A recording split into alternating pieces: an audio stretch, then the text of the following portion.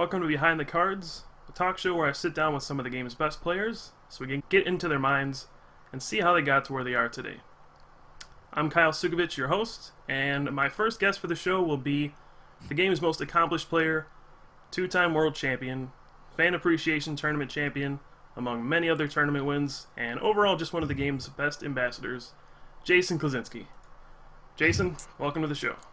Hello, Kyle. Always good to talk to you. Yeah, how you doing tonight? No complaints. Except it was really cold today. I'm still adjusting to that Florida to Chicago temperature change. I think I walked outside to like 35 degrees this morning, got hit with the Chicago reality check. Yeah, winter's almost here. Yeah, let's just start there, actually. You are a player who a person who spent most of your life in Illinois, but then you moved to Florida. What sparked that, sudden move? Well, one of the cool things about playing poker when I used to play online is that you could do it from anywhere, and I've always hated cold weather. Most people do, and I had vacation to Florida a lot when I was younger, so I was familiar with the area, and I ended up getting a condo down there after I visited for a while, and just a nice place. It's warm, it's inexpensive to live there. They ended up having a great Pokemon area, so I enjoyed my time there. I always missed Chicago just because naturally anywhere you grow up, you're going to have your friends and your family there. So of course I missed it, but it was definitely a good time living there. All right, so let's backtrack and start all the way from the beginning. You know, when you were first starting off in Pokemon, you had a nickname. It was Ness. Where did that come from, and why did you end up dropping it after all these years? Well, it's funny. It's not like I ever even wanted to be called that. It actually started when I was 14 years old, and the Pojo.com, that used to be the big Pokemon site. It isn't anymore, but Pojo.com used to be pretty much the Pokemon site back in about 2000, 2001. And after I won the Tropical Mega Battle in 2000, I wrote a report for them, and eventually they offered me a spot to do the deck garage, it was called, where people would send me their deck lists, and I would offer improvements and advice. And they told me, well, you need to pick a nickname. And then I was trying to think, well, what could I go by? And my favorite video game growing up was always Earthbound, and the main character was Ness. So most people only know Ness because of Smash Brothers. Few people ever played Earthbound, but I just went with Ness, and like, well, now you need a name for your garage, and everybody else had some clever thing that sounded either rhymed or started with the same letter. So I was like, Ness is Nest, and that ended up being the name of my deck garage. So, and then people that would read online would know me by Ness because that was the name I used. Klaczynski's a long last name. Some people don't even know how to pronounce it, so they'll just say Ness. Especially younger kids, who maybe can't pronounce long names. Ness is easier to say. So, and it's not that I ever dropped it. It's just that as everybody grows up, you know each other by their real names. And I think Facebook changed that too. And Facebook was the first online community where you actually started using your real name, which I love. So it kind of made screen names almost become obsolete, and everything has copied that idea. Even AIM and Skype, and you see everything just go towards putting your full name on it. I don't know. Some people still use their screen names on Facebook. Have you seen Justin Fearless Sanchez? Yeah, I'm not a particular fan of those creative Facebook names. All right. Well, let's talk about just life growing up. Where did you grow up? What did you do as a kid? What were your interests? Just pretty much tell us about your childhood. I always grew up in the Chicago suburbs. My family moved around the Chicago area, never downtown Chicago, but always around the area. And growing up, my main thing was I played video games from an early age. When I was 3 years old, I actually beat the very first Mario game for Nintendo. So we have a picture of you on your floor when you were a kid playing Nintendo. So yeah, this is well documented. I was probably playing Mario or something, but yep. No, I was actually playing some other Bionic Commando game. That was a horrible game. I never figured that one out. But yeah, video games were my main thing. Cards came later in life, and I played baseball too when I was younger in Little League, like a lot of kids. And I was terrible when I first started, I remember. But then when I was 9 years old, I made the All-Star team for Chicago Ridge was the suburb I was playing for, and we won the championship, so that was pretty cool. And then just more video games after that. My friends introduced me to Earthbound. That quickly became my favorite game, and I started an online club for that. And it was funny because I was only 11 years old when I started the club, and it turned out to be a legitimate thing. And we had our own website and everything. And having your own website actually back in like '96 was a big deal. It was like, whoa, a website, because the internet was first coming out. So I sent out newsletters and stuff to Earthbound fans, and we used to meet and chat and talk about that game. And it was just fun. I've always had that in my personality, right? Like leading things and organizing things from an early age. So you actually were like the leader of the Earthbound group. You were Ness, so the nickname fit, huh? My first screen name actually was Onet Ness, so I guess that was the most appropriate nickname back when everyone used America Online. I don't know if you ever did, but Yeah. that used to be the big online thing then. Like if you wanted to go online, you used America Online. Yeah. Did you ever have any other nicknames besides Ness, or was that just it your whole life? Yeah, that's pretty much. I mean, my parents always call me Jay or Jaybird, but I've never had any nicknames that really stuck with me that people called me. I guess Alex and a couple other friends, they all have this thing where they give each other nicknames that start with the same letter of their names, and mine ended up being Juice Box because I used to always bring juice over to my friend's house and he'd make fun of me while they're all drinking their beers and stuff. I'd have a juice box, so I was Juice Box for a little while, but that's it. All right. How were you in school? Were you a good student? Did you like school? And just going through school, what was it like? I was a good student. Yeah, I excelled in school. I did real well from an early age. Was always taking honors classes and got good grades and everything. And I enjoyed it. I was very sociable even when I was younger. I had a strong sense of humor. The teachers usually were pretty kind to me because I'd end up making them laugh a lot too. It's not till I got to high school that I started to lose interest a little bit. I focused on poker my last 2 years of high school, and instead of doing homework, I would just read poker books. And I remember like we would have silent reading. I would read poker books, and when we were supposed to be studying our books, I would hide my poker book in my math book or something, and I would read it in class. So poker kind of took over for me. I still did like well my last a couple years, but not as well. I didn't have that same interest. I kind of just focused on poker instead of schoolwork. While everybody else was focusing on what college they wanted to go to and universities like that, I was completely focused on poker. It was my dream to be a professional poker player when I was 17 and 18. All right. So I guess cards have pretty much always been a part of your life. So let's just kind of get to the beginning of Pokemon. I guess that's why we're here. What got you into Pokemon in the first place, and what kept you in it? When I was 13, I was in seventh grade, and that's when Nintendo Power ran their big thing for Pokemon. They were trying to hype it, and some friends were, reading the magazines in school, and I really didn't understand what it was. And within a couple months, I had my 13th birthday, and my friend decided to get me a Pokemon Blue video game. And by October, on my birthday, I had taken a little interest. It sounded kind of cool. I was reading over the articles that they had in the magazines, and I was excited to play it. And quickly, it was just a very just addictive, fun game. It has that. That ability to collect and raise Pokemon. That's what just makes it's so fun. It's just an addictive game. That same concept exists in the video games today. You get your Pokemon, you raise it, you train it. There's a million other things you can do with them now compared to the original Red and Blue, but it's still the same idea. And naturally, just that's what actually just pushed me right into the cards. Wait.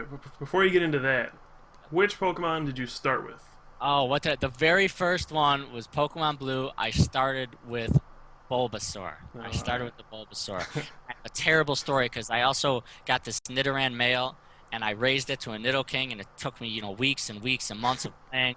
And then some girl from class wanted to play Pokemon one day, so she took my Game Boy and she erased my game. Oh She no, erased Beloved Nidoking, my Venusaur, and I had to start all over. Oh, it's the worst. I've been there before. I lent someone my game once, and I was like, the only condition I have for you borrowing this game is that you don't save over my game. And then he brought it back to me a day later. He's like, yeah, I saved over it. I was like, ugh. uh, you can only take one game too. I don't know if they changed that in the newer ones, but I don't know if they ever did or not. It's always been like that, yeah. So, all right. You had the Pokemon video game. How did that transition into the cards? Well, I collected some other Pokemon stuff. Like I got some random Pokemon memorabilia stuff and the little stupid power bouncers that with the Pikachu in the middle, and my dog would have chewing those. And then I some remember other, those. yeah, the most ridiculous thing. They had little stuffed animals that they gave out at KFC. They had the stuffed Zubat and Dugong. So I started a little Pokemon collection. And then around Christmas, I'm at the mall and I see these theme decks. So I see Zap and Overgrowth, and they actually didn't have Blackout. They had a Brushfire, but these were the base set theme decks. And I ended up buying some decks and just added them to my Pokemon collection. The fact that it was a card game really didn't even interest me. They just sat on my shelf probably for a week or two before I finally decided, hey, I'll open this. And once I open it, I look and, oh, there's a rule book and it's a strategic game. Like, I actually had to read and see what you do with it. So I'm like, who do I play with? So my sister at the time was 11, so I got her to sit down. She had a mild interest in Pokemon just from me always talking about it. And we played, and we had no idea what we're doing. So I, it, it's funny that you mentioned, cards being a part of my life, because until 13, cards I'd never played a single card game. Like maybe a game of Crazy Eights with my grandma once or twice, but I had never played any kind of card game. I had no idea what I was doing. The concept of a hand, which is kind of just an innate concept to a card game, was foreign to me. So when I would read about putting energy on a Pokemon or putting a Pokemon on the bench, I was like, well, what do I do with all these other cards? I didn't know what to do. Like, I didn't realize you simply hold them in your hand. So I had them spread some over here, some over there on the floor, and I just didn't even know what I was doing. I'd put a benched Pokemon down, I'd put it face down, and then sleep rules, we had no idea. And as my other friends started buying the game, we asked each other and we kind of figured out the actual right way to play. And before you know it, we were playing at lunch at school, and we were playing before school, and we were playing that summer on the sidewalk, which is a good It's thing not a for good idea. get dirty pretty quickly. But it's always fun. Every once in a while, I'll encounter a card that's all beat up with the black dirt all over it, and that's one of the cards that from your very first year playing when you're 13 years old, and you just laugh. What was I doing? Why was I playing Pokemon on the street? Alex and I we used to play at Indiana dunes at the beach. We used to play on like sand dunes. I don't know what we were doing, but we played Pokemon in the most ridiculous areas. Alright, did you ever do the thing I did, where we didn't know how to play, so we would just, like, throw out our Pokemon, and we would flip a coin, and, like, if we got heads, we could use the attack. Did you ever do stupid things like that, or did you actually just read the rule book right from the start? I actually just read the rule book from the Wow. start, so I never did any of that nonsense. I know exactly what you're talking about, though, and I've seen to this day little kids do that. But we figured out the right way to play pretty quickly, and I had a lot of smart friends. Pokemon, it draws a lot of the academic crowd, a lot of the nerdier crowds. So a lot of those kids were just intelligent, a lot of smart friends, and we figured out the right way to play. And I was the first one, though, to actually put together a good deck. That was the difference between us. I was always an internet kid. Like from the very beginning, like when America Online and the internet were first becoming popular, I was maybe 9 years old, and I was on it all the time. So using that, at 13, I was reading like forums and stuff online, the very first Pokemon strategies online, and I found a Haymaker deck list. And I basically just copied that, and then after that, my friends just never beat me. They just never beat me, and they would start to lose interest. Meanwhile, I just have all the confidence in the world because I'm going to the zany, brainy Pokemon League, and I'm just going to go X and O every night, never lose a even come close.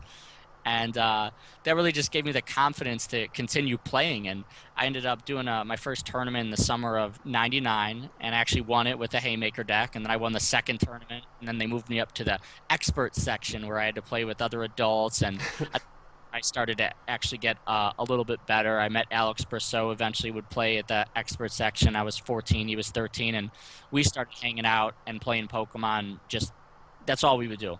We'd build all the decks we could, and then we'd roll dice to see which deck would play which deck. So we'd get really familiar with all the matchups. We'd figure out how to tweak lists, what worked, what didn't. And that was really the start where we started to excel at the game. And, him and I would go to comic book stores, and we would win the turn. One of us would win most of the time. It was either him or I usually.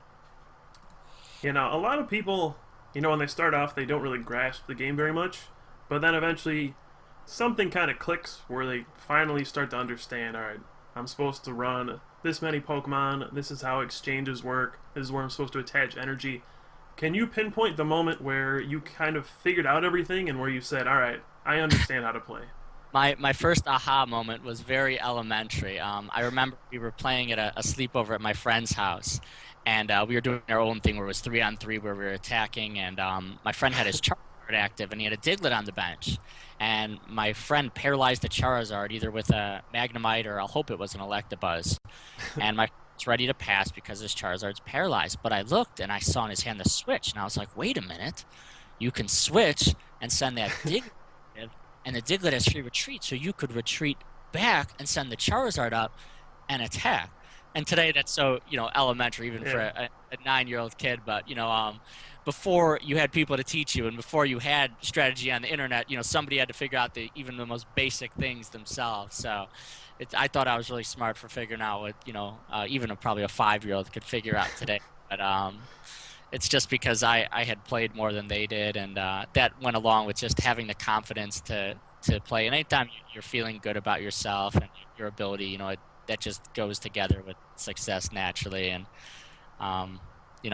from there I was just winning consistently with my friends. All right, so you started playing tournaments. You met Chuck or Alex, however you want to call him. Do you remember your first big tournament or anything like that? I do. It was in 2000. Being active on the internet, I had read about the Tropical Mega Battle in 1999, how they sent a bunch of kids to Hawaii and they played a big tournament. I just thought it was the coolest thing. And the next summer in 2000, I got a phone call, and it was from Wizards of the Coast, and they were inviting me to play at the Tropical Mega Battle in Hawaii. And I knew what it was, and I told them, I'm like, oh, that's so awesome. That's so cool. How did I qualify? And they explained that your DCI rating, which is just like ELO today in the play Pokemon format, qualified me. So I called my parents all excited. I was 14 years old. My mom, just reassured me, oh, I'm sorry. It's just a scam. They're not going to... It's just a scam. You're just young. You don't know any better. And when they found out that it was actually a legitimate trip, they couldn't believe it. So they ended up giving plane tickets to my dad and I, a guardian, and I traveled to Hawaii. And on the plane ride, I met some other kids already. We were doing the side-by-side Pokemon on the plane, and they actually had good decks. They knew what they were doing because all these other kids were winning tournaments in their area too. So we all had our Haymaker decks or Wigglytuff decks. That's all good back then. It was those really fast, simple, big, basic Pokemon, bunch of plus powers. And we played a bunch on the plane, got to Hawaii, and it was just, I'd never been to Hawaii before. And I wish actually when Pokemon would go back, it was right by Honolulu, which is just the most beautiful area I'd ever seen in my life. Just beautiful beaches. The ocean water was clear. You could see to the bottom. And I met a bunch of Pokemon kids from all over the world. And they had a really cool, unique format, too, where they gave everybody basically like 90 bad cards. It was like a 2-1 Dugong line. You get like a mini Charizard line, a Dugtrio line, like one of random trainers. Like you'd get like a Full Heal, a Switch, a Professor Oak. And you had to build a 40-card deck with those cards. And this was actually the format for the main event. There was no standard, it was called, which is you could use all the cards. So I made a Dugtrio Dugong deck. And it's funny because, I didn't have the same confidence I do now for Pokemon. I was going to do a Dugtrio Charizard deck with the Charmeleon pretty strong. And I was kind of peeking around, looking for reassurance, seeing what people were using. I saw somebody put in Dugong in their deck. So then I'm like, oh, maybe Dugong's the better play. So I look and I just switch my Dugtrio to Dugong. Excuse my Charizard to Dugong. Ended up being a Dugtrio Dugong deck. I liked the Mankey and the Primeape decent too. The Mankey had free retreat. And I built this Primeape Dugong deck, and we would do 4 rounds. We'd play, and we had each had our own like 8-person pods, I think. And we'd play 4 games, and I went 3-1, and somebody else went 3-1. And what they did is they would take the top person from each of the 8 pods and send them to a top 8 single elimination. Mm-hmm. Now, there was no computers even in this. It was very prehistoric for what we have today. The tiebreaker was how many prize cards you drew, and they recorded on a chart. So I was looking at the prize cards drew, and we each drew 4 in each of our wins. But in my opponent, not my opponent, but the other person who went 3-1, in his loss, he didn't draw any prize cards while I drew 2. So since I had drawn 2 prize cards, I had the better tiebreaker. I went into top 8. And I still remember, it's funny how you remember those big games in the first tournament. I remember the first game I played in top 8. It might have been top four. It came down to a big paralysis flip with Dugong. I was facing a fully built Doug Trio, which has 80 hit points, and the Dugong has 2 attacks. It could either hit for 50 or 30 and paralyze. If I get the 30 and paralyze, I'll be able to finish it off with a 50 next turn with Aurora Beam, and he won't even get a chance to attack. And I paralyzed that Doug Trio and finished off next turn for 50, and before I knew it, I was playing in the finals against a Japanese kid, and he actually had some kind of Charizard Electrode deck he used, which I didn't think was very good, and I still remember attaching to an Eevee and using quick attack with a plus power, and if I got heads, I'd bench it 40, and we flipped that famous Executor coin, which for years after that tournament, you saw him floating around tournaments. It's a green coin, and I got the heads to win it, and everybody cheered. My dad was there cheering for me, and that was really my start to getting known in the community and getting my name out there, meeting more people, writing articles, and what would eventually amount to everything we have in the community today. Everybody I know and everybody I talk to. Yeah, I actually have a picture of you right after you won Tropical Mega Battle. You got your medal. So this did happen too. Yeah, I mean, there's not much evidence of that tournament, right? I mean, there's some pictures here and there, but is there anything like actually documented about it anywhere? That was the 2000 Tropical Mega Battle. I probably have some very old pictures. If you search online, if you search Jason Klaczynski Pojo Tropical Mega Battle, you'll probably get a few pictures of the stuff I won and also a list of the cards we used. The following year, and also the pre-season 1999, though, there are almost no pictures of that. Actually, literally, in 2001, I've never seen a single picture of that event, and it wasn't until recently that I actually learned it happened, because I just thought it didn't happen. I heard about the 2001 Tropical Mega Battle, and I just thought it was like a wives' tale, like a tournament that never happened. But they ended up scanning some of these cards, these custom cards they had made to play in the tournament, which were all English and Japanese. They're bilingual cards, so that's how I learned it actually happened. But it's it's unfortunate that nobody took pictures of those events. The Initiation Tournament is the same way in 2003. There's basically no pictures from that event whatsoever. Yeah. So after the Tropical Mega Battle, you must have been feeling great. I mean, you won this huge tournament. Where did you go from there? I mean, more tournaments, more Pokemon. What was next? Well, the first thing I did was I wrote an article for Pojo's Pokemon site, and they liked it so much that they contacted me and offered to put it in the magazine. And I remember they paid me like $400 or something. It was like $100 per page, which I was so excited. Wow. When you're 14, sweet $400. And everybody thought it was really cool. My friends saw it, and they had the pictures and everything. And that's when I went on to write for the site permanently, and I did the deck fixes. And eventually I talked to Bill Gill, who's the owner of Pojo.com. I'm like, what if we did this card of the day thing where we reviewed a card every day and I rated or something? And he's like, sure, let's try it. So I did up some report on Lieutenant Surge's Spearow or Fearow, and wrote, for some reason I thought it was cool to use a bunch of different colors and dumb little inside jokes, and I put it in, and it ended up being popular. I guess people liked reading Card of the Day, and Card of the Day ends up being like a widely used thing today that you end up seeing in Magic sites and other sites use the idea. And it's just a cool little thing to read and to have the cards reviewed by people who actually play and see, cards that are coming out, new set. Is this going to be good or not? What formats is this going to be good in? Yeah, so after that, I mean, you were pretty, famous in terms of the Pokemon community. I believe after the Tropical Mega Battle, there was the STS. Did you go to those, and how did those go for you? Yeah, the first one the very first one was on the West Coast in 2000, I think. It was on the Queen Mary in San Diego. I didn't go to that, but later in the year, in November, there was one in New Jersey. And Alex and I went to that, and that was the first time Pokemon was going to try a modified format. And the format they chose was called 15-3. Yeah. The 15 limit pertained to your trainers. The 3 limit pertained to the fact that you couldn't play more than 3 of a single card. The 3 of a single card really never made sense to me, but the idea with 15 trainers was that the game was too fast. People were playing 4 Professor Oaks turn 1, Computer Search getting 4 plus powers, beating you turn 1, and they wanted to slow the game down where you didn't have that tremendous advantage going first.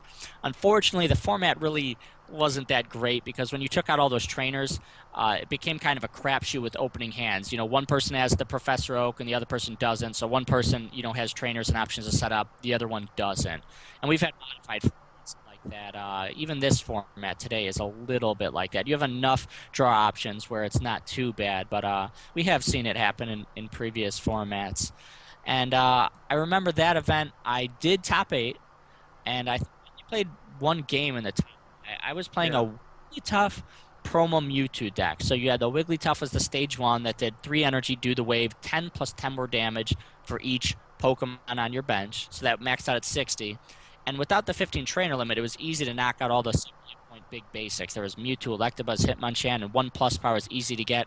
You didn't always get it with the 15 trainer limit, though. So it was a little bit weakened, and you had open spots for more Pokemon, running Clefable, which had a 1 colorless a metronome to copy any of the attacks. That ended up being useful in some matchups.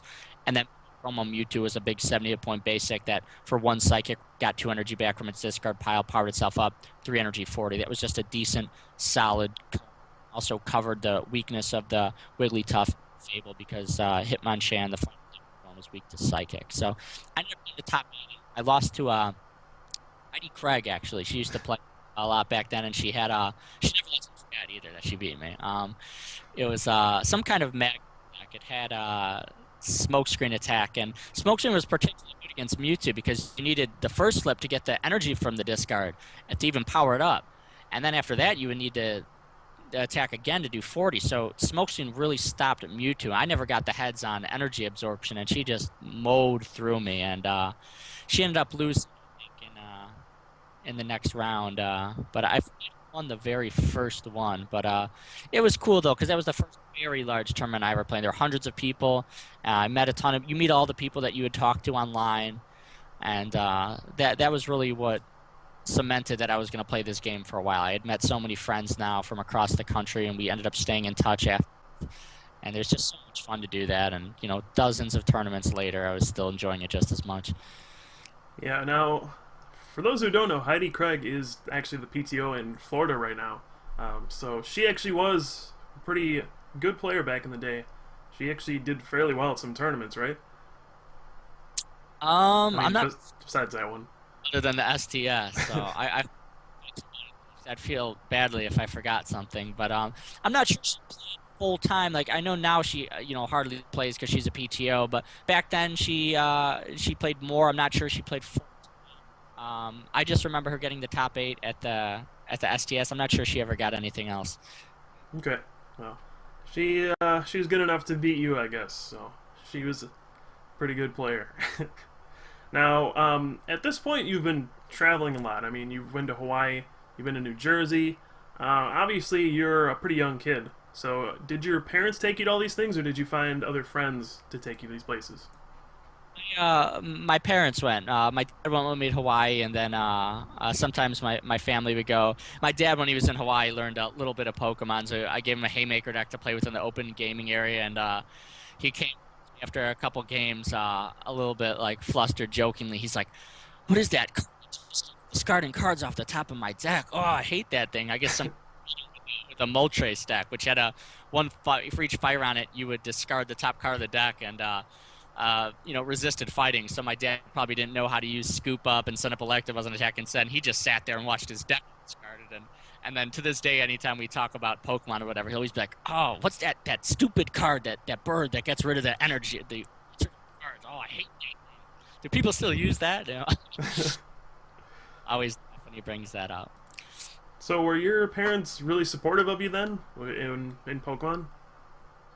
Oh yeah, of course they were proud that I did well.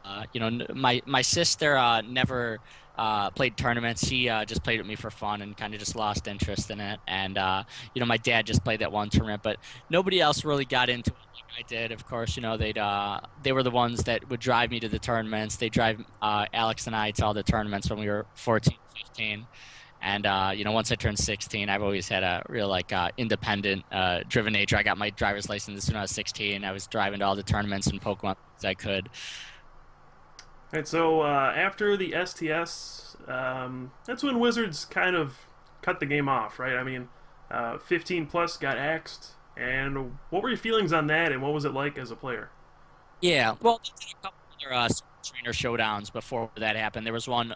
There was another one in San Diego again in 2000. I went to that and it was cool because they did 2 tournaments both days, and I remember they would cut the top 8 and both days back to back. I got 9th and missed the cut on resistance, so that was pretty heartbreaking to take 9th back.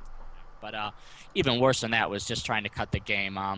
They talked about it for a while because I used to talk to. They were called the master trainers. They're Mike Boozer and Mike Gills. They were the big honcho guys in Pokemon for Wizards, and they had talked about how they told me basically they wanted the 15 plus to play Magic, that they always intended as a kids game, and they wanted to push the 15 plus into Magic, and eventually they just announced one day that there would not be a division 15 plus for the 2002 World Championship, and of course everybody was outraged. I did my best to try to galvanize them and say, hey, I'm not okay with this, but we didn't have this big online community, especially the big outspoken community we have today and all the forums and all the tools we have today. So people would email Wizards directly, and they got emails where they decided to reinstate a tournament, but the way they did it was just insulting to the players. You had to volunteer to help at the tournament and the World Championship and, either judge or, help people sign up. And then after the tournament, at midnight, we would play this basically like a side event. And it was for 15 plus only, and the whole building had vacated. So if you had any friends in the younger divisions, they were gone. I don't even know if they could be in there. And we played our own tournament.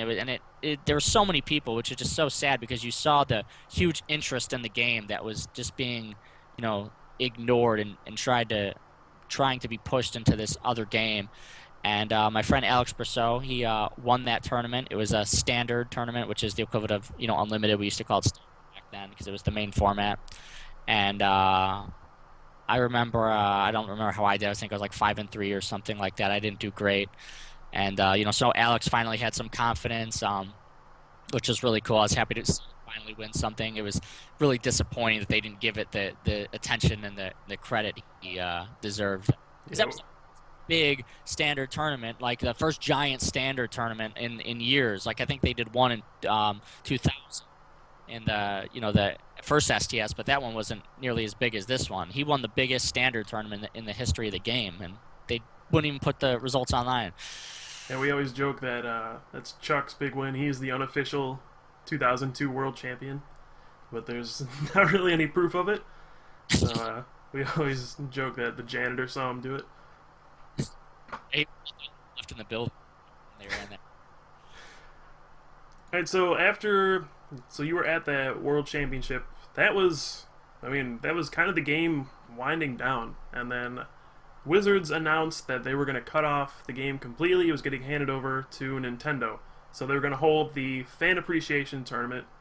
And what were your thoughts going into that? And did you think that Pokemon was just going to be done forever at that point? I did. I honestly thought Pokemon was done. There's a very brief period where I had a sharp loss in interest. First, I knew that Nintendo was going to be over. And then the second thing was they changed the game a lot. They had these EX Pokemon. That was first EX Pokemon. And I was just kind of changed. I guess someone who has done well in the game and standard and played nothing but standard games for Alex. So anything that changes the game dramatically, of course, is going to turn me off. So I'm hearing about new formats, all these new cards, and then to make matters even worse, there's a whole new Pokemon coming out, like a whole new line of 100 new Pokemon. So I remember being at a comic book store and I opened a pack of the new cards. I think it was Ruby Sapphire was coming out. Am I right? Was that the set?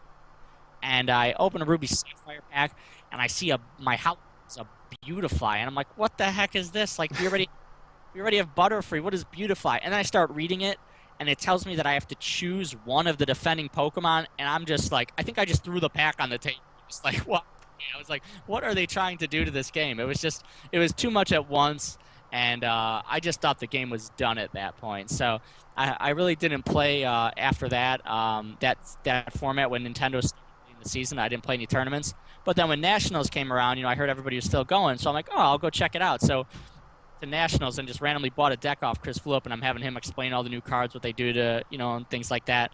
And I ended up top 8ing at Nationals, which was really cool for not playing. I literally played, 24 hours before the tournament for the first time in that format and top 8'd. And it was a pretty cool format, too. And regrettably, I didn't go to Worlds because I think, was Worlds open to anybody that year? How did that work? No, you had to earn an invitation, but I think you were one game off. Oh, okay. So I could have actually earned an invite if I had won in our game top eight. That would have been pretty cool. I just remember I was starting college right around when Worlds was coming to because I was considering to go. I think we had an LCQ back then too, and Yeah. just decided against it. But after I saw the decks get published, that was something I always wanted them to do because I did it with Magic, and I had played a little Magic. I thought it was the coolest thing in the world. And when I saw Chris flew up and the decks get printed, I instantly got my attention. I had to start playing, and I just thought that was so cool. Alright, so before we get into the Nintendo era and all that stuff, let's rewind to the Fan Appreciation Tournament. I mean, this was the last hurrah for Wizards. This was just their exit tournament, and you actually ended up winning that tournament. So you ended up winning one of the first big tournaments, the Tropical Mega Battle, and then you ended up winning their last tournament. So why don't you tell us about that experience, what went through your head, and just basically how did it feel to just kind of go out on top? I was really lucky in the tournament. The tournament was a weird format. The first three rounds, they walked around, they handed everybody a theme deck, and I think a couple. And the theme decks in Pokemon, some are just flat out noticeably better than the others. The Blackout base theme deck is great, and the rest of them are pretty much just horrible. And the theme deck I got wasn't particularly good. And I remember the very first round I was playing against a 5-year-old. And he had a coin flip to beat me, actually, and he ended up getting tails and ended up winning the game. So and I could have been 0-1 to a 5-year-old the first round of the tournament and probably never even made the top cut. But I ended up either going 2-1 or 3-0 in the little draft or limited section, and then we switched to modified. And I had played a decent amount of modified that year. I ended up going with it was called a Sizer Muck Furret deck, and basically you had the Sizer with the metal energy and two good attacks, and you had a Furret which searched out energy, so you could search the metal energy for it. Muck was just like a metagame play which would shut off Furret, but it would hurt the other decks more than yours, like a Feraligatr deck that needed a Parasect for a combo with its attack. It hurt that. But oddly enough, there was this horrible rule, and this goes to show the bias Wizards has towards Magic. They basically adopt some obscure concept from Magic with come into play cards where Muck's ability, Pokemon Power, Toxic Gas, which reads ignore all Pokemon powers, doesn't stop Pokemon powers that come into play. And it made no sense to anybody. Nobody could explain why, but cards that would come into play and activate a power would still work through Muck. So you had Entei, which when it came into play would it'd reveal the top 5 cards of your deck, and if there were any fire, you'd attach it to your fire Pokemon in play and discard the rest. And Muck would have been a decent counter to that if they didn't implement this arbitrary rule, but they for some reason let Entei get around it. And in hindsight, I think this Entei Mag Cargo deck was probably the best deck in the format. And I think I actually played against Andrew Newman. I think it was Andrew Newman that played the Entei Mag Cargo deck. And, fortunately he didn't try any tricks against me that game because every time he used Entei's Howl, he would get 0 energy. And, it's funny, even back then I might have shuffled his deck in a manner that might have disrupted something. But I think I remember him playing Hollow Fire Energy. I don't think this wouldn't even be intentional. The Hollow Fire Energy and Hollows in general always had this tendency to stick together because they're curved and they fit next to each other. So when you would have energy sticking, you'd frequently use Hollow, and you might get all energy or no energy because the energy are all clumped together. So he would use Howl and get no energy, and then like when he got 1 energy, and I got really lucky. I think we might have played best strat 3 then, but I just remember getting really lucky because even with all that bad luck, the game was still close, and Sizer's weak to fire.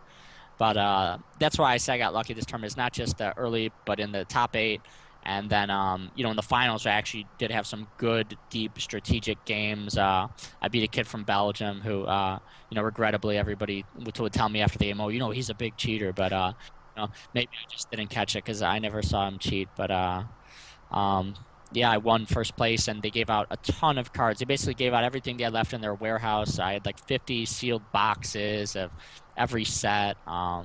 It was I got collections, a first edition base set collection. It was really cool. It was a good tournament to win, and it was cool to win their last tournament. Yeah, I actually remember you had like a hotel cart that was just kind of filled to the brim with the booster boxes. Like you had to wheel them out or something like that. Was that you? I was, yeah, that was me. that. And I remember you were just trying to like sell boxes to people because you didn't have any clue what to do with like 100 booster boxes. Yeah.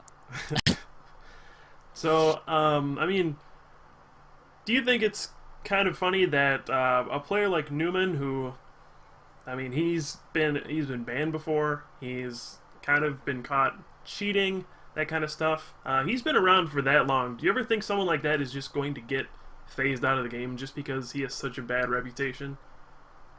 Yeah, I've always said that, but when you say phase out of the game, it's not something that needs to happen unnaturally. Where they don't even need to ban those players usually. Usually, people who cheat, they just they just weed themselves out because there's a lot of games that are really competitive and have an unfriendly atmosphere where you might cheat or come up with some shady ways to manipulate a deck, and you'll meet other people that are like, yeah, that's cool, check out what I can do. But in Pokemon, the amount of people that do that is so small that if you're cheating and you go around and you're like, hey, check this out, I could stack my deck, you'll rarely encounter someone who's like, oh, that's cool, you can cheat. People are going to be like, yeah, that's great, I don't want to deal with you, So the fact that you have such a honest game with friendly players that play fairly keeps those players just out of it naturally. They just don't want anything to do with them, and they go find another game to play. All right, so after the fan appreciation tournament, Wizards, they moved on. They wanted everybody to move to Magic. Nintendo took over the game, or the Pokemon company. I don't know exactly which company took it over, but you said you pretty much just kind of quit the game at that point. What were you doing instead of Pokemon to fill up that time? Poker. Poker in my mind was kind of like I was like graduating Pokemon. Like I was moving from a game based on strategy to another game based on strategy where you can make a lot of money.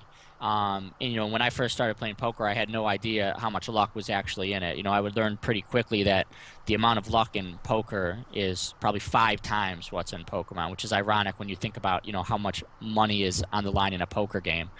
But yeah, I missed. Like I remember, I was in college. I was at Illinois State University after high school. Even though I just went, I didn't even have any college ambition really. I was just there and I was playing poker online, and I wasn't really excited about class. And I did miss Pokemon. I remember one time I was just playing deck lists out of old formats. It was like that summer. And then when I heard about Nats, I ended up going, and that's where I ended up top eighting and sparking my interest in the game, especially after I heard about the decks being printed. But poker would end up going on, concurrently with Pokemon from that point on. Like for example, at the Nationals 2004, after one of the events, the day was over, a bunch of vendors got together and were playing a poker game.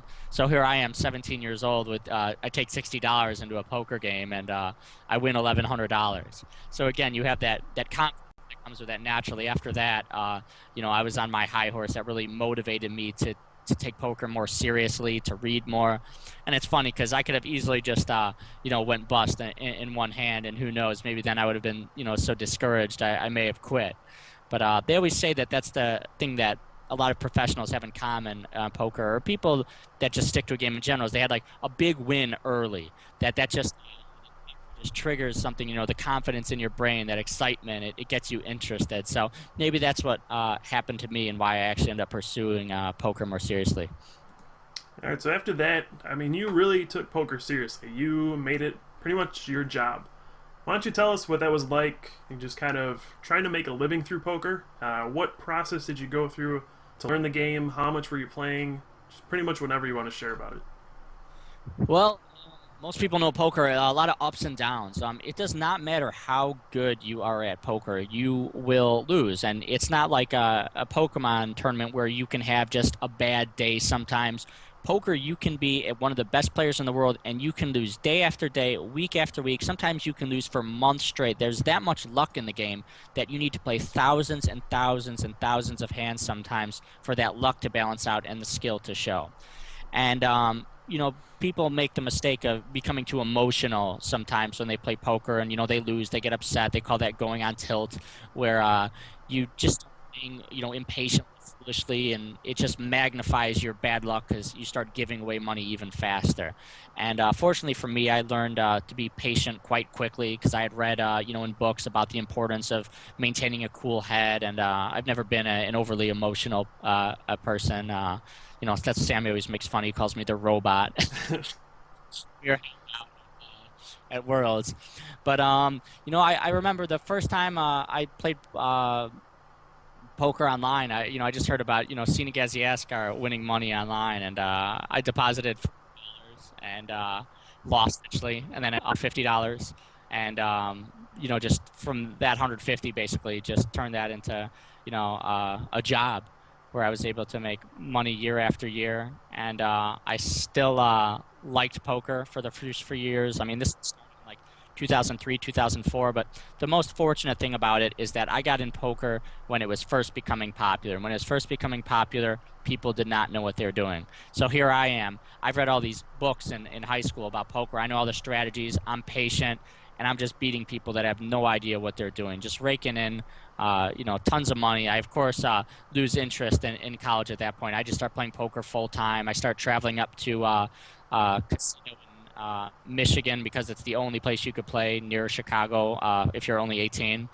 And so I get some live in, and I just love it. I'm reading books, and it's competitive, and I'm reading the books about physical talents and reading people, and I just that interests me in psychology even more, which today is still one of my favorite things to study. Online, I move up limits slowly, and I end up sticking with heads up. A heads up in poker means one-on-one. That ended up being my favorite game of choice in the end, which you'd play one person, and it's really good if you're just somebody who likes action. Typically in poker, when you're playing like a 9-handed table, you're sitting there, you're waiting for a good hand, you're folding. But one-on-one is a lot quicker. You're constantly making decisions. In Texas Hold'em, you bet 4 times. You have a pre-flop and 3 rounds after the cards come down. So there's a lot of decisions to constantly be made back and forth, and you're always thinking. So if you're someone who gets bored easily, which I had a habit of being bored sometimes at poker tables, that was a good game, and that's where I had most of my success. All right, so you were starting to have more success in poker. Do you think Pokemon kind of prepared you for maybe like more strategical thinking in terms of poker, or did it not apply at all? Oh yeah, definitely. When I first started learning poker, though, I probability factor was more important than it was. You're never really sitting at a table doing calculations, or you kind of just figure things out roughly in your head with odds and and it's never an exact science because you never know what you can make or lose on a future betting round when you call one bet before all the cards are out. So it really just becomes more of a game of fundamentals, making the correct play at the right time, which probably is where Pokemon helped me. Putting the right energy on the right Pokemon, making the right bet on the right round. Those kind of things are probably overlapping a little bit. All right, so how much success did you actually have in poker? You were, you started playing this instead of going to school. Did you think that this was going to be your career path for the rest of your life, or was this just kind of a hobby until you find something else? I did honestly. I was doing very well. Making more money than I would make at a regular job, and I did expect to do it for for a long time. It started to get more monotonous though because first people started to get better, so it became more competitive, and that just magnifies the luck factor when people are better. It's just like in Pokemon when you put 2 good players against each other. You're not going to see these brilliant plays decide games. You're going to see crushing hammer flips, opening hands, top decks, things like that. Poker had the same thing, but then in 2006, they started passing legislation to make it harder to deposit on poker sites. So a lot of the recreation players started disappearing, and that made it even more competitive. So the game just gets harder and harder, less and less players. Everybody's getting better and reading all the way up to 2011. A lot of my friends who played professional start dropping out. They can't make money anymore. Fortunately for me, I was patient and skilled enough to still be successful. But then in 2011, I just wake up one day and that's it. The federal government in the United States just shut online poker down, and that was it. Yeah, what was that experience like for you? Just emotionally, personally, having pretty much your job taken away from you. When it first happened, I didn't think much of it because there was always legislation, talk, and things, and poker always survived. So I didn't really understand the seriousness of it. I'm like, oh, it'll work itself out. We'll have somewhere else to play, but I'll at least get the money on the site. And none of those things happened. I mean, they shut the sites down. The government kept the money that they seized. We never got our money. There's only one site that paid its players. That was PokerStars, and that was the only big site I didn't have money on. So that was, most of the money to my name, and I had just bought a home in Florida. So I'm like, uh-oh. And fortunately for me, there was a place to play, live in Florida. So I was trying that out, and I was doing all right with that. But geez, it was so monotonous. And then where I was at in Florida was a very seasonal area. So when the hot weather would come around, everybody would disappear. The games would die. And at this point, I was just so sick of poker. To make it worse, the place I was playing in Florida, they have this rule where you can't have your phone at the table. So naturally, in today's age, you fold a hand, you want to reach for your phone. And I try sneaking it or whatever. I'd be under the table sneaking, looking like this, and the dealer, there was a Scottish dealer there, and he'd be like, Jason, I see your cards under the table. And I'd be like, oh, no, I'm just counting some money. And he's like, I'm not an idiot. I can see the glowing of the light on your face. So I was pretty embarrassed. But, yeah, that made it even more boring. And, it's almost like a mixed blessing now. I was getting so sick of poker, and I had a friend just put this idea in my head that I should do something else. And do you ever see the movie Inception where they talk about an idea in your head can kind of just take over everything you do? And for the last year playing live, and that idea just kind of polluted my brain that I need to just do something else and not play poker, that I'm wasting my time, that I should contribute to society, do something productive. And, there's a lot of things I've taken interest in that perhaps I wouldn't have if I was still playing poker. I'm sure everybody who's friends with me on Facebook knows I'm, interested in politics, and, picked up a little bit of magic, and just more study.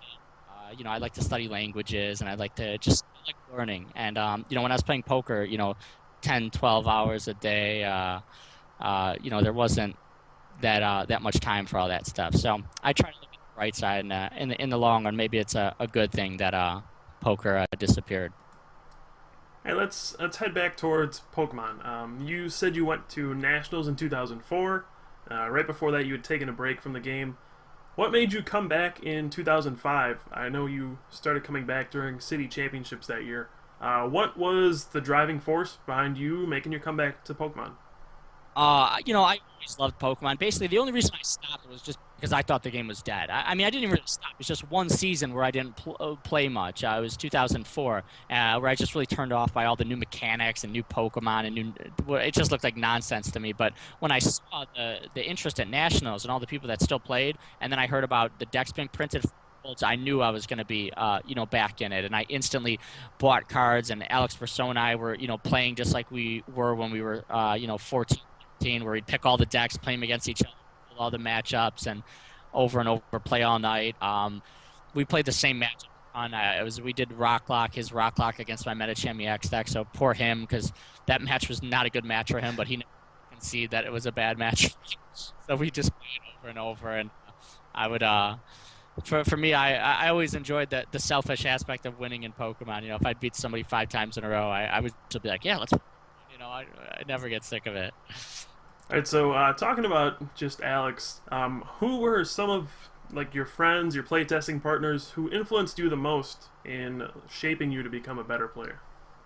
Well, the person who influenced me the most that I admired when I was younger was Scott Gerhardt. Scott Gerhardt was my hero. When I was 13 and mostly 14 years old, I used to do stuff on Pojo. That's before I ever wrote for the site. And he was just like a god to me. Anything he wrote, I would just recite like it was the word of God. Scott said this card was good. Scott Gerhardt said this card was bad, and I'd be able to tell you verbatim why it was good or bad. And I remember he built a Wigglytuff Mewtwo deck with a really childish, inappropriate name, but I won't get into that. But that. I was really excited because that was the first non-Haymaker deck that actually was good. Up until Tough, the only deck that was good was just Hitmonchan and Electabuzz. So he came up with this with deck, and he came up with another deck, Mewtwo Electabuzz, and he was just brilliant. I mean, there was nobody to match him in his time in the game. If there was a good deck made, it was made by Scott Gerhardt. He came up with a third deck called Potpourri, which is kind of like a 3-color haymaker. I was never a fan of that deck, but my 2 favorite decks were a Wigglytuff deck that he made and a deck called Sponge, which was Mewtwo and Electabuzz, another deck he made, and I had a ton of success with those at tournaments and local Pokemon leagues, and that just fight in my mind when that he was just. Then when I finally had a chance to meet him in real life, it was just so exciting. And today, a little kid comes up to me, and as the little kids are yelling at you and they want to meet you, I always try to remember what it was like for me meeting Scott Gerhardt and how much I admired him, and that motivates me, to talk to younger kids and talk Pokemon with them, give them advice, look at their deck, because it's just so exciting when you're a younger kid to admire someone or look at someone as a role model and then actually get a chance to talk with them. Yeah, I guess let's sidetrack a little bit. How does that make you feel now that you are one of those people? Like, you are the Scott Gerhardt that you looked up to. Does it make you feel old, first of all, or is it a nice feeling knowing that you actually mean something to like little kids nowadays? Yeah, I am pretty old. It's awesome. It's encouraging that that just encourages you to continue playing. That's why when people always ask, how long do you think you play Pokemon? It's so hard to imagine leaving the game because you have so many people that you're friends with that you've met, and so many people enjoy talking to you. And when a kid comes up and asks you to sign a card, that encourages you. It's really cool when a younger kid admires you, or you hear a little kid talking about you. Sometimes I'll walk through the halls at Nationals and I'll hear a little kid say something about Jason Klaczynski, and then I remember this one kid's like, well, Jason Klaczynski said this card's good, and I see the kid and I wave to him. I'm like, what's up, buddy? And he gets really timid and like goes like this and walks away. He didn't even know who I was, but he knew my name. So I thought that was really funny. But it just reminds me of the same thing, admiring Scott Gerhardt. All right, so let's jump back into the 2005 season. There were a lot of qualifying tournaments for the World Championships. I believe you won a gym challenge that year. So how did that feel getting qualified for a World Championship? Because I don't think you had played in one prior to that, right? Oh, I was excited, I'm sure. Yeah, it's weird. You reminded me, too, that in 2005 and 2006, the way to qualify for Worlds was winning one tournament. So you could easily be a good player and just not qualify those years. Fortunately, the game was softer back then, where the better players had a bigger advantage. People weren't able to copy deck lists. So if you were able to come with a good deck, you had a big advantage. And you and I managed to qualify those years. But I mean, if they did a format like that today, you would see a lot of good players missing invites. All right, so you qualified for Worlds. What deck did you play when you won? I qualified actually in 2005. I'm sure it was probably a Metacham EX deck, which was just I was by far, I think, the best deck in the format. You could make the argument for Nidoqueen, but nobody was playing that yet. It was just incredibly consistent, and it was just, you had a lot of great matchups. You have this consistent deck with great matchups. You had a lot of skillful elements with where you placed your damage counters, because Metacham EX had a pure power attack, which let you put 3 damage counters on your opponent's Pokemon in any way you like. So, the possibilities with where to place those damage counters, and, purposely not knocking things out, because there were cards that, like Rocket's Admin and Scramble Energy were in POW hand extension. These were 3 cards that had advantages if you were behind in prizes. You were able to manipulate that with, not knocking things out. So I qualified with that, and I would end up playing that in the World Championship as well. All right, let's talk about Worlds then. How did that go for you? Your first World Championship in 2005. What was that like for you? Oh, it was a blast. San Diego, if I remember correctly. I played Metacham EX again. I loved the deck.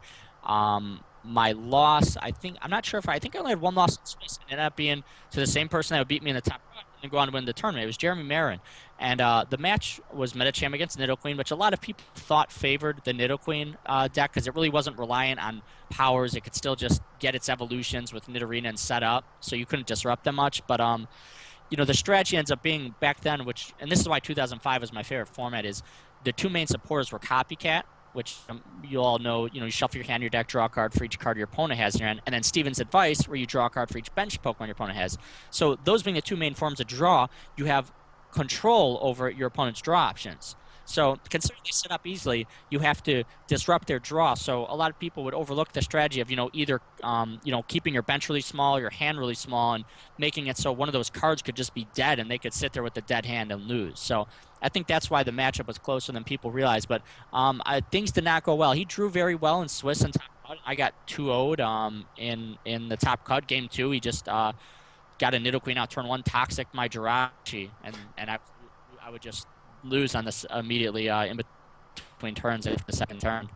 And great deck though, great deck. It's weird, we never saw him come back after about a year after that. He just disappeared. Yeah, now you did lose to Jeremy Marin, who ended up winning Worlds that year. Did you expect that someone like Jeremy would actually end up winning that tournament? No, but I don't think I knew what to expect. It was my first World Championship, so in 2005, such a wide variety of decks, and again, that's why greatest format ever. I think that the unpredictability of it. I mean, we had Ludicargo, we had a Zapdos Rayquaza Electric deck, you had Metacham deck, you had Rocklock, you had other dark 20 damage to everything, and then you also had a deck that wasn't played, but in hindsight, I think would have been really good was Muck EX, which very similar to Metacham EX. It could turn off powers, but that grass type better chance against the grass weak Nidoqueen. All right, so we're heading into the 2006 season.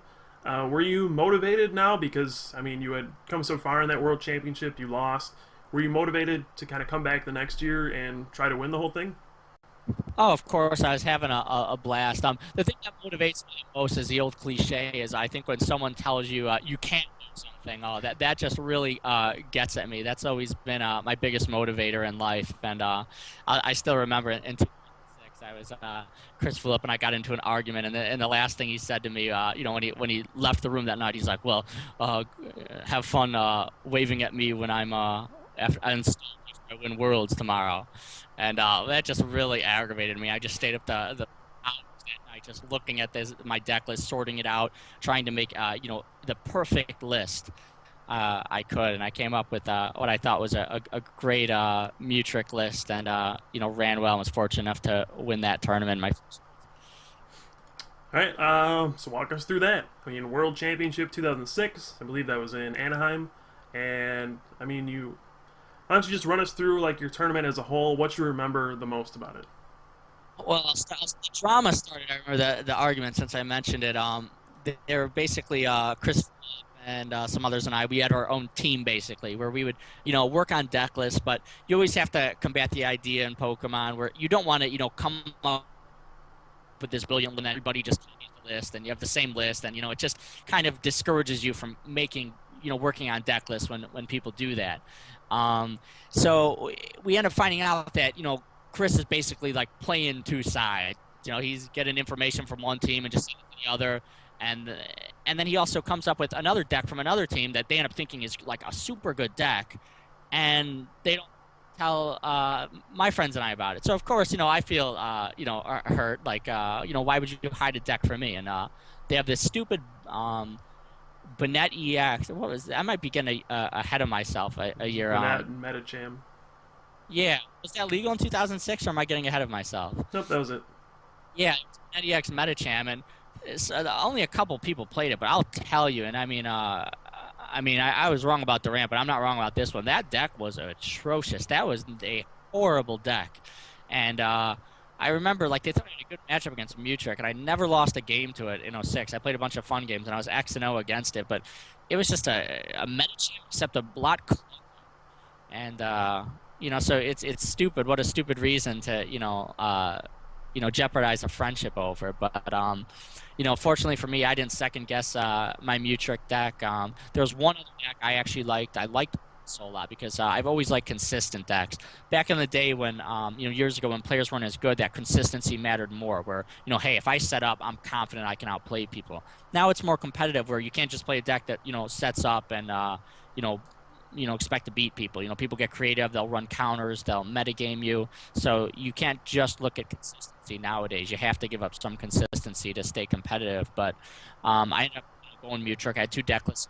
And that's something I've done for years. I can never make up my mind to the last minute. But I knew mute trick was good. And even like 30 seconds before turning in the deck, I was debating whether or not I wanted to run a Deoxys EX, which is something that could get around Pokemon with Safeguard that couldn't be attacked by EXs. And I ran it in round 1. I actually needed it. So, but I had some great matchups. And on top 8, I played Eric Craig's mute trick mirror match. And he had a Rayquaza Star, which is 100 damage to each EX. So basically just can draw 6 prices in one turn. And I had dominated the whole game. I was drawing very well. And he still was able to win game 1 if he could draw that Rayquaza. So he ended up playing a Rockets admin for 6, and if he drew it, he'd win. But he missed, and I ended up winning game 2. I just used Roselia to keep bringing up stuff to waste time, and ended up winning the series 1-0. Yeah, I remember. Sorry, I just remember everyone was gathered around like your game against Eric, and he played the admin, and he was flipping over the cards face up one by one to see if he got it. Yeah. It reminded me of All In poker where the cards are coming out. But, Eric was a really cool guy. I played Japanese players, Rocklock, I think, after that. And he took 1 game where he drew real well. But that was a good matchup for me. And I came back and won 2-1. Wasn't that, sorry, don't want to alter your own history, but wasn't that the year you played Yuta in top 4? Yeah, that would be... Yeah, top 4 I would play Yuta. This was top 8, I think. I think Eric might have actually been top 32. I think we had top 32 that year because there's one game I'm forgetting where I play another Rocklock player where he actually just draws well and is going to beat me.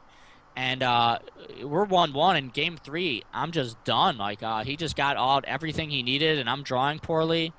And for some reason, he just forgets he can use Pidgeot. Basically, I had a Battle Frontier in play, which stopped him from using Pidgeot's Pokemon power, which let him search for any card from his deck each turn, which is just a ridiculous advantage. You can't beat that. But I was so desperate, I played a different stadium, which damages Poke powers. So I was trying to get prizes, and I played that stadium, and he literally just forgot that Battle Frontier wasn't in play. He was still taking damage from the other stadium, Curse Dome, but in his mind there were 2 stadiums in play, and my jaw almost dropped as he keeps passing and not using Quick Search. He literally gives the game away to me. So, you need luck to win a big tournament, and that was my year to be lucky because I should have lost that game. And top I played Yuta's Meta Knight deck, which was just a blowout match for me. Going in, I was so confident in that match, and fun story about that match is rules actually changed in that match. Previous to that game, there was this rule where your deck was basically public knowledge. If you had a Pokemon from the deck, you had to take it if it was there.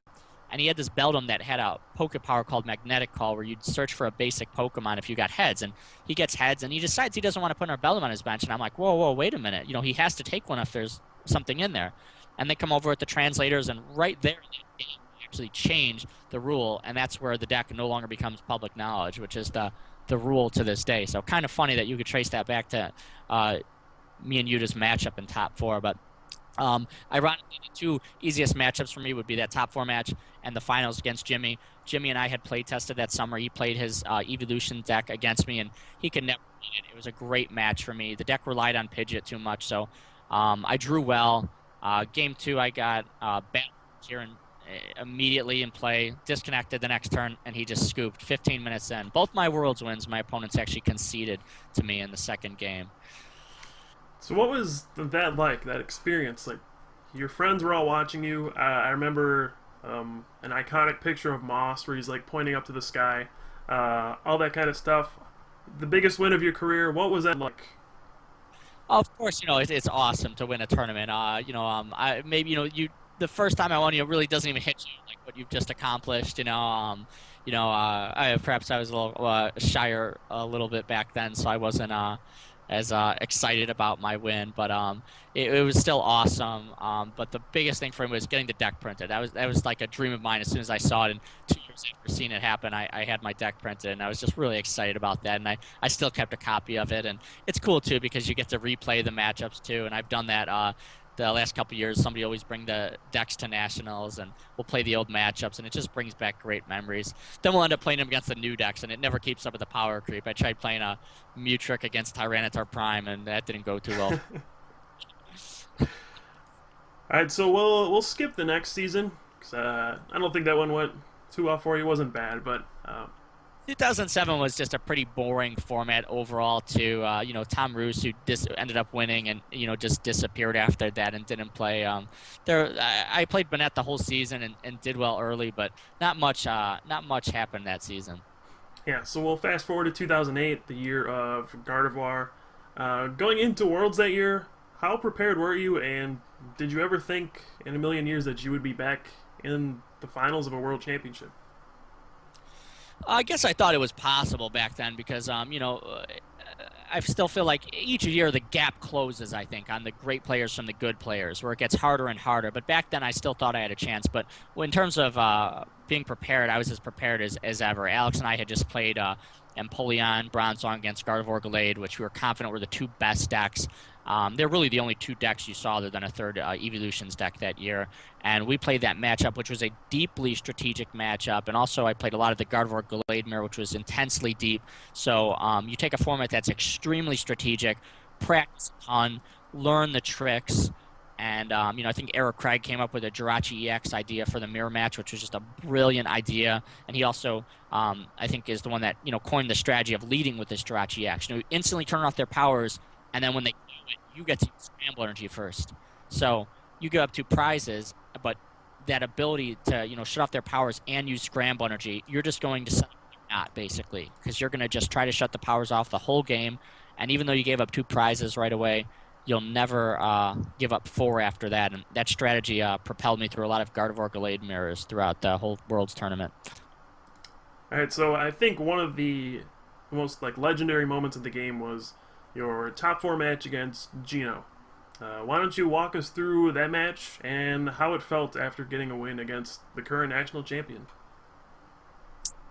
I took the nationals too, and so did he, which goes to show the power of Gardevoir Gallade that year. I drew poorly with it in one game in top 8 and ended up losing, which was, I think it was basically a mirror match. It was a Gallade deck, probably had Gardevoir too, and then Gino wins with Gardevoir. So you just saw how good the deck was by how well it was performing. But I remember playing against Gino, and he had a really good tech. He had a Muck, which basically I think if it poisoned the defending Pokemon if they ever attached a grass to it. Yeah. So anything like a double rainbow, technically, or scramble if you're losing would provide grass. So that would allow for a lot of quicker KOs on Pokemon. So it wasn't necessarily the Muck that got me. He was drawing better, and then I really thought I had lost Game 3. I thought I was going to lose on time, and there was a 5-minute extension, so I had a chance, and I just remember out of nowhere, I didn't even see it the turn before, and I just thought I lost. And then one turn I drew, and I was looking at it, and I'm like, I have everything I need to KO a Gallade this turn. The weaknesses weren't ×2 then, so you needed to play a stadium to make the weakness ×2, and I had that Lake Boundary Stadium, and I was 10 short, and I had that Jolteon Star. That one Jolteon Star gave me the 10 damage to win, so it was really exciting because I think, everybody expected me to lose that matchup. You just have, the natural excitement come with a rivalry because, Gino has, a very loud, outgoing personality, so, I'm well known to, so, people like to see, people with personality play. It makes it more exciting. It's kind of like upping the ante a bit, and it's always exciting. I'm sitting there thinking, I just lost in top 8, and next thing I know, I'm in or top 4, excuse me. Next thing I know, I'm in the finals with the greatest matchup all day. Yeah, I feel like a lot of people viewed it that way. It was kind of like the hero versus the villain. You were the hero, Gino was the villain. He was kind of loud, outgoing. He wore the bandana, all that stuff, and it was just a cool match to watch for a ton of reasons.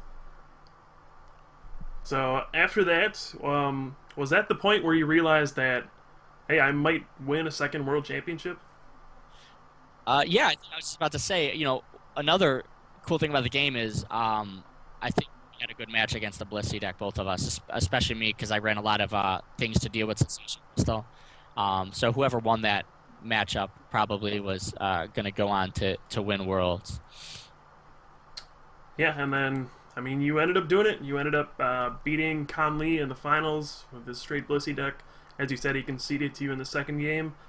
What was that feeling like going through it all over again? It was awesome. After winning at the first one, you realize what you actually accomplished and all the perks that come with it and how exciting it is. And, the idea of having your deck printed again, just everything like that. It was awesome. I was excited. And, all my friends were there too. They all got to see me win, so that was probably one of the, best moments of my life. Really exciting. I still remember it to this day. Yeah, this is my last picture I have of you, where you got your hand on the trophy the second time you've won. So it was a cool moment for everybody. I mean, you're still the only two-time world champion, but before we get more into that, there was actually an epic moment from this tournament that was captured on film, one of the rare moments we have on film, with you against Yassine playing the Team Galactic's wager. What was going through your head during that? Oh, geez. I can give away all my rock, paper, scissors strategy now because I don't think we'll ever see that again. Everything. I started to read some basic rock, paper, scissors strategy, and then I started to. You have all those things together, and then sometimes they contradict each other. So basically, when I'm playing rock, paper, scissors, I'm not necessarily trying to guess what people are going to throw, but I'm trying to guess what they aren't going to throw. So if I can rule out one thing, for example, if you know somebody's not going to throw paper, you're safe to throw rock. You're either going to beat him or tie him. So you get that. If you're sure they're not going to throw something, you're basically unbeatable. So there were a lot of weird things. I noticed sometimes, people's personalities. It's true, the old cliche that the macho guys are going to throw rock. I absolutely believe that. There are some people I believe just like a hand gesture, like paper, can come off as more feminine, putting your hand out too. So I feel like certain people too in that same category are less likely to throw paper. I don't even know how valid some of my theories are, but even in a cold room, you ever notice when I noticed this when I was younger, because I knew a little bit of sign language, when you were trying to sign and it was cold, it would be really hard to make signs. So if it was in a really cold room, I would think people would be more reluctant to throw paper because it's more of a, you're using more of your muscles in your hand. Sometimes I'd look at people's hands while they were thinking, and there were some people that would naturally give away what they're going to throw, where they would keep their fist tight. Maybe they'd have them something that looked claw-like to me, and I'd anticipate scissors. And again, I don't even know if I just got lucky with that or if that was valid. But you had some other basic strategies where people who are simple-minded tended to throw what beat them on the previous round. So if you beat somebody with scissors over their paper, they're likely to throw scissors. Moss was the only one that used to own me in rock scissors. But over the year, that Team Galactic's wager could win you games because that was a big deal to get 6 cards and put somebody down to 3. With Gardevoir allowing you to use it twice with its Telepass Pokepower, you doubled your chances. But I enjoyed it. We always the joke was how serious we took it. We didn't take ourselves that seriously, but we kind of made a joke out of the fact that we would take it more seriously. But I remember I used to own Chuck in rock, paper, scissors because he used to always give me throw by his body language, where his hand would be like, more relaxed. I'm always throwing paper, and he would just get annoyed. He's like, "How do you always know what I'm gonna throw?" Chuck's Alex Rousseau's nickname, my friend from Chicago. But I missed the rock, paper, scissors element of the game. That was fun. Do you remember what was going through your head when you were playing that match against Yassine? I mean, you tied him at least 4 or 5 times. Do you remember anything that was going through your head at that time? Does he think I'm going to throw? I basically kept working like this. I was like, man, there's no way he thinks I'm going to throw, rock. And then, he would also say, oh, there's no way he thinks I'm going to throw scissors. There's no way he thinks I'm going to throw paper. So everything I wasn't going to throw, he threw himself. And we just kept tying over and over. And I'm not sure what was going on in his head. But then I would use the timing, too, where I would try to figure out their thought process. And sometimes I'd see someone ready, and I'm like, well, they came to a decision earlier, so what would be the obvious choice versus somebody who would think longer, and it would take longer to come to that decision. So I spent too much time probably thinking about this, I admit. I loved it. Yeah, it was a big part of the game. If you lose, you get 3 cards, so putting time into it obviously worked out for you. Now, after the second Worlds win, you already have your invite to the next World Championship. At that point, were you still as motivated to keep playing? I mean, you've already won Worlds twice. What's left for you? Did you still were you as involved in Pokemon as you were before that? Yeah, I played in 2009. I think I skipped some of the earlier tournaments, and it's weird how that can end up backfiring because you end up playing less, since you're already qualified, and then you don't get as much practice. But I did play, and Worlds 2009, I ended up playing. I like at nationals. I just wasn't prepared. I hadn't played enough, and I ended up getting a Palkia Dialga list that I played, but I hardly played at all. And there were too many Pokemon in my list, and I had a lot of bad hands. But that was my fault that year. That list was just had too many Pokemon, and I didn't do well at nationals. I played a bit more after nationals, so I was more prepared for Worlds, and I played a Gengar Claydol deck, which I think was just a tremendously underrated deck that year. It really was just underrated. And Fading Spell just was so big, those flips. And the first round, just I had my opponent beat on a Fading Spell, and I got Tails. And then we could went into Sudden Death on a flip, and I got Tails again. And that kind of just set the mood for me. There were just plenty of big Tails Fading Spell flips in '09. And that's the risk you run when you play Gengar. But, I'm a poker player. If it's a good risk, I'm going to take it. And I just didn't get the flips I needed. All right, so 2009 didn't go very well, and then we move into the 2010 season. That was the year that you didn't actually earn an invite through rating, right? 2010? Yeah, there's 2 years. 2010. It's weird too because I go to the Georgia Marathon, I play a lot, and I do well. A lot of good players choose to drop instead of playing top cut because they did ELO, and it just didn't make sense to play top cut. And even though I did well that year, it's weird. It's like I felt like I deserved an invite. Like I did consistently well, and I just didn't get the invite. I fell a little bit short, but lucky me, I qualified in the grinder. I ended up playing two different decks actually after I qualified. It was kind of weird. Yeah, now, you're someone who had been qualifying for Worlds every year.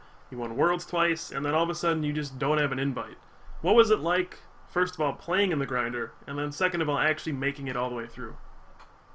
Playing Pokemon's always fun. Playing the grinder isn't something like a chore. I was excited.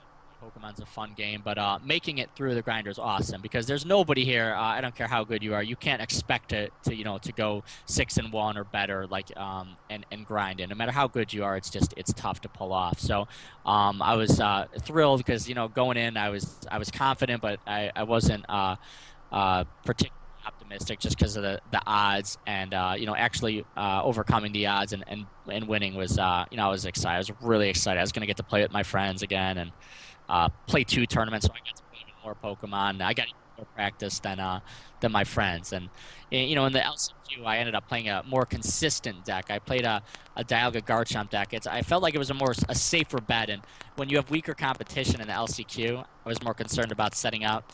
And then I went to the riskier Garchomp Sableye deck in TheTopCut where I ran Team Rocket's Initiative, which turn 1 you would play the Initiative. You'd flip 2 coins. For each heads, you would discard a card from or you'd put a bottom decker card from their hand. And if you flip 2 tails on that turn 1, you would usually lose the game. So you were taking a big risk there, and I didn't feel like that risk was necessary in the LCQ. All right. Your microphone's coming in really staticky, so I think we might just take a break. Maybe if you want to restart or something like that, and then we'll start up again. So I don't know. It's just hang tight, guys. We will be right back. I'm just gonna have Jason restart his Skype, and then we'll resume this shortly.